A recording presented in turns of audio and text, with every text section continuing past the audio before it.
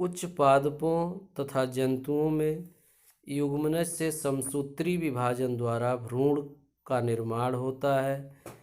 इस भ्रूण से ही संपूर्ण द्विगुणित जीव का निर्माण होता है। आइए अब युग्मनज एवं चल बीजाणु में अंतर देखें। युग्मनज में पहला पॉइंट, यह लैंगिक जनन के दौरान बनता है। चल बीजाणु यह अलैंगिक जनन के दौरान बनता है। युग्मनज में दूसरा पॉइंट, इसमें दोनों जनकों के लक्षण होते हैं। चल बीजाणु में यही पॉइंट, इसमें केवल एक जनक के लक्षण होते हैं। युग्मनज में तीसरा पॉइंट, युग्मकों के संलयन द्वारा सभी लैंगिक जनन वाले जीवों में होता है।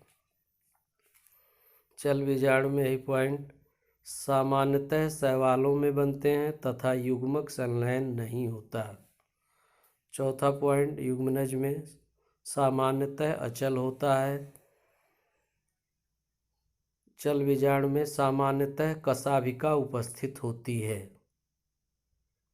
लास्ट पॉइंट, युग्मनज में सामान्यतः द्विगुणित होता है। चल बीजाणु में सामान्यतः अगुणित होता है।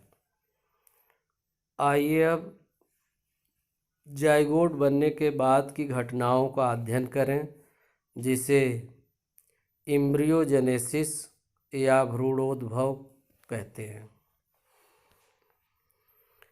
युग्मनज या जाइगोट से भ्रूण के विकास की सामान्य प्रक्रिया को भ्रूणोद्भव कहते हैं। इस क्रिया में एक कोशिकीय युग्मनज से कोशिका विभाजन द्वारा बहुकोशिकीय भ्रूण का निर्माण होता है। युग्मनज में लगातार समसूत्री विभाजन एवं कोशिका विभेदीकरण के फलस्वरूप विभिन्न ऊतक, अंग तथा अंगतंत्र विकसित होते हैं।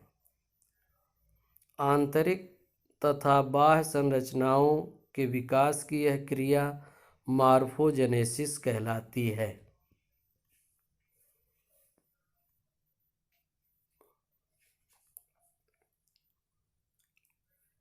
आइए अब पादपों में भ्रूणोद्भव को देखें। उच्च पादपों में युग्मनज से भ्रूण विकसित होता है, जिसमें विभाजन एवं विभेदीकरण की क्रिया द्वारा बीज बनता है। आवृतबीजी पौधों में भ्रूणपोष भ्रूण के विकास के लिए भोजन प्रदान करता है। निषेचित बीजांड बीज में, जबकि अंडाशय फल में विकसित हो जाता है। अंडाशय भित्ति से फल भित्ति का विकास होता है। फल भित्ति त्रिस्तरीय होती है। बाह्य परत को एपिकार्प, मध्य को मीजोकार्प तथा आंतरिक परत को एंडोकार्प कहते हैं। पुष्प के अन्य भाग जैसे बाह्य दल तथा पुंकेसर प्रायः सूखकर गिर जाते हैं, परंतु कुछ पौधों में यह स्थायी बने रहते हैं, जिसे चीरलग्न बाह्य दल कहते हैं, जैसे बैंगन, टमाटर, मिर्च इत्यादि में। अनुकूल परिस्थितियों में बीज अंकुरित होकर नया पौधा बनाते हैं। आइए अब जंतुओं में भ्रूणोद्भव को देखें। समसूत्री विभाजन के फलस्वरूप जंतुओं में युग्मनज बहुकोशिकीय भ्रूण में बदल जाता है। विभाजन की यह प्रक्रिया विदलन कहलाती है। विदलन से आशय है ऐसी समसूत्री विभाजन जो एक लयबद्ध द्वारा घटित होती है। भ्रूणावस्था तक पहुंचने के लिए युग्मनज यानी जाइगोट मारुला, ब्लास्टुला तथा गैस्टुला अवस्था से गुजरता है। मादा शरीर के अंदर अथवा बाहर युग्मनज के विकास के आधार पर जंतुओं को दो भागों में बांट सकते हैं। पहला अंडप्रजक जंतु तथा दूसरा जरायुज जंतु। अंडे देने वाले जंतु को अंडप्रजक कहते हैं। ये अंडे निषेचित अथवा अनिषेचित हो सकते हैं।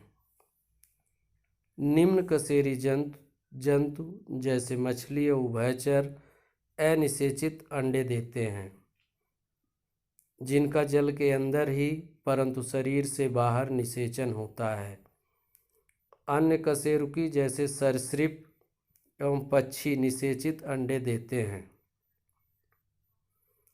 इन अंडों के ऊपर कैल्शियम कार्बोनेट का कवच होता है, अर्थात आप पक्षियों के अंडों के जो ऊपर की संरचना को देखते हैं वह कैल्शियम कार्बोनेट से बना होता है। ये अंडे एक निश्चित उद्भासन काल के पश्चात हैचिंग की क्रिया द्वारा नए जीव को जन्म देते हैं।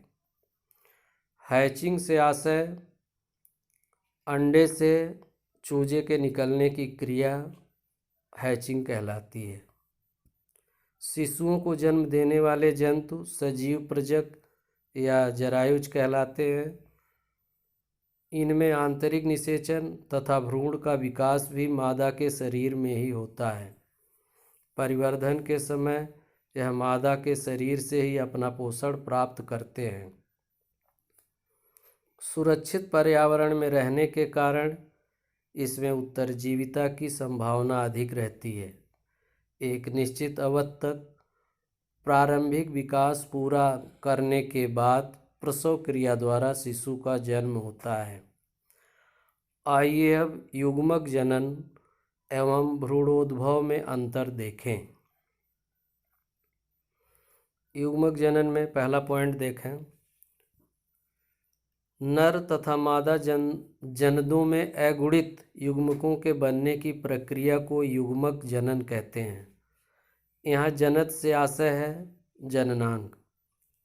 यही पॉइंट भ्रूणोद्भव में देखें, युग्मनज से भ्रूण के विकसित होने की क्रिया को यानी जाइगोट से भ्रूण के बनने की क्रिया को भ्रूणोद्भव या एम्ब्रियोजेनेसिस कहते हैं। युग्मक जनन में दूसरा पॉइंट देखें, युग्मक हमेशा अगुणित होते हैं, अतः द्विगुणित जीवों में युग्मक जनन अर्धसूत्री विभाजन द्वारा होता है। भ्रूणोद्भव में यही पॉइंट देखें, भ्रूण हमेशा द्विगुणित होता है, इसकी वृद्धि सूत्री विभाजन द्वारा होती है। तीसरा पॉइंट युग्मक जनन में, युग्मक एक कोशिकीय होते हैं। भ्रूणोद्भव में यही पॉइंट देखें, भ्रूण सामान्यतः बहुकोशिकीय होता है। लास्ट पॉइंट युग्मक जनन में, युग्मक जनन दो प्रकार के होते हैं। नंबर 1 शुक्र जनन, नंबर 2 अंड जनन। भ्रूणोद्भव में अंतिम पॉइंट, इनमें कोशिका विभाजन व विभेदन शामिल होता है। विभेदन से आशय वह प्रक्रिया जिसमें ऊतक अलग अलग कार्यों के लिए अपने कार्यों का बंटवारा कर लेते हैं, इस क्रिया को विभेदन कहते हैं। आइए अब देखें लैंगिक जनन के क्या लाभ हैं। लैंगिक जनन के कुछ प्रमुख लाभ निम्न हैं। नंबर 1, लैंगिक जनन में द्विगुणित एवं अगुणित पीढ़ी का एकांतरण होता है। द्विगुणित एवं अगुणित पीढ़ी एकांतरण का अर्थ है कि एक के बाद एक अगुणित अथवा द्विगुणित अवस्थाएं आती रहती हैं। नंबर 2, लैंगिक जनन में अर्धसूत्री विभाजन एवं संलयन की क्रिया के कारण विभिन्नताएं पैदा होती हैं। नंबर 3, विभिन्नताएं जैव विकास में सहायक होती हैं। नंबर 4, इससे उत्पन्न संतान बदलती वातावरणीय दशाओं के प्रति अधिक अनुकूल होते हैं। नंबर 5, पुनर्योजन के फलस्वरूप उत्पन्न संतति में ओज व जीवंतता पैदा होती है। आइए देखें अब लैंगिक जनन से क्या हानियां होती हैं। लैंगिक जनन में होने वाली कुछ प्रमुख हानियां निम्न हैं। नंबर 1, धीमी गति के कारण इसमें अधिक समय लगता है। नंबर 2, सामान्यतः इसमें 2 जीवों का होना आवश्यक है। नंबर 3, इसमें संख्या में कम संतान पैदा होती हैं। नंबर 4, प्रत्येक परिस्थिति में निषेचन संभव नहीं है, अपितु यह संयोगवश प्रक्रिया है। आइए अब लैंगिक और अलैंगिक जनन में कुछ अंतर देखें। अलैंगिक जनन में पहला पॉइंट, इस प्रजनन में एक जनक भाग लेता है। लैंगिक में इस प्रजनन में प्रायः 2 जनक भाग लेते हैं।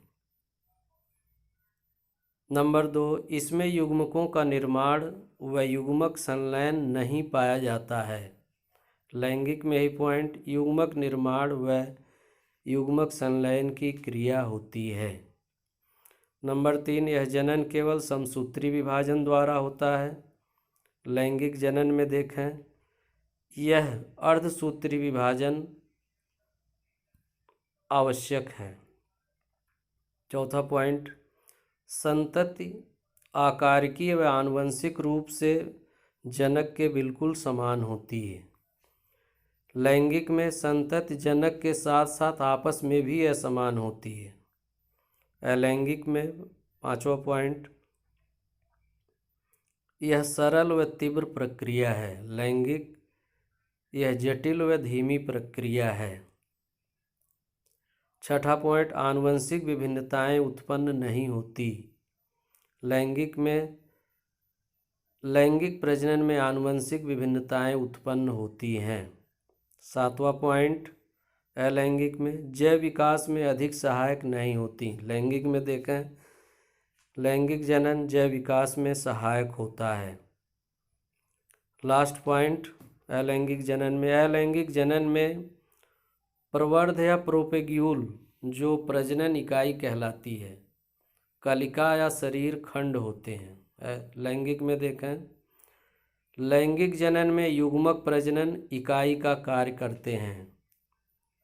अलैंगिक प्रजनन के कुछ उदाहरण जैसे शैवाल, कवक, अधिकांश पादप व निम्न कशेरुकी जंतु। लैंगिक का उदाहरण देखें, उच्च कशेरुकी जंतुओं पादपों में पाया जाता है। आइए अब जनन की कुछ असामान्य विधियां देखते हैं, यानी जो जनन की सामान्य विधियों से अलग होती हैं, ऐसी घटनाओं का अध्ययन करें। पौधों एवं जंतुओं में जनन की कुछ असामान्य विधियां भी पाई जाती हैं, जो निम्न है। पौधों में जनन की असामान्य विधियां। यद्यपि पौधों में जनन एक सामान्य प्रक्रिया है, परंतु कुछ पौधों में कभी कभी जनन कुछ असामान्य विधियों द्वारा भी होता है। इन विधियों का संक्षिप्त विवरण निम्नवत है। पहला हेडिंग, अपयुग्मन, जिसे अंग्रेजी में एपोगैमी भी कहते हैं।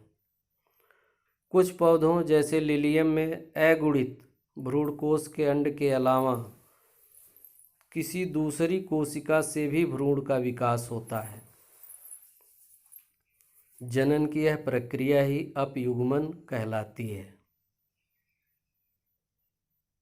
दूसरा पॉइंट, अनिषेक बीजता, जिसे एग्मोस्पर्मी कहते हैं।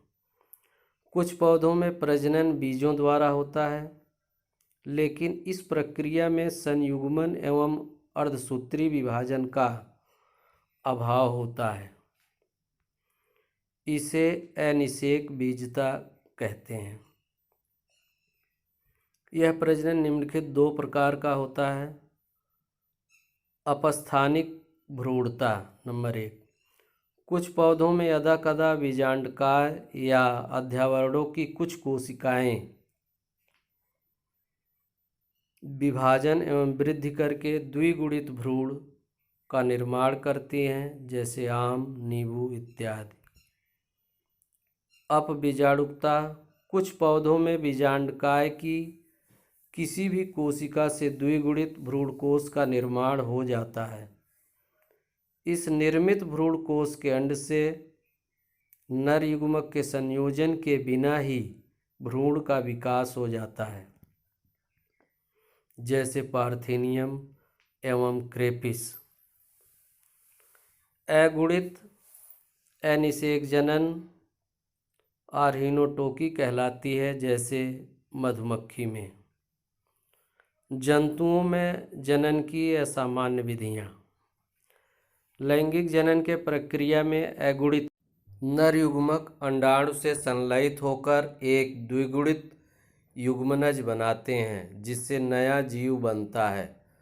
परंतु कई जातियों में अनिषेचित अंडाणुओं से ही संतति जीव विकसित हो जाता है। इस प्रकार के जनन को अनिषेक जनन कहते हैं।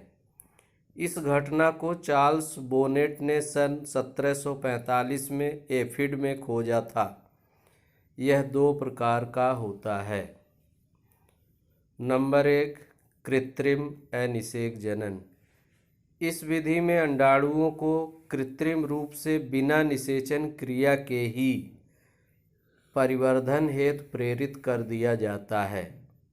इस प्रकार का अनिषेक जनन कृत्रिम अनिषेक जनन कहलाता है, जैसे समुद्री अर्चिन, मेढक इत्यादि।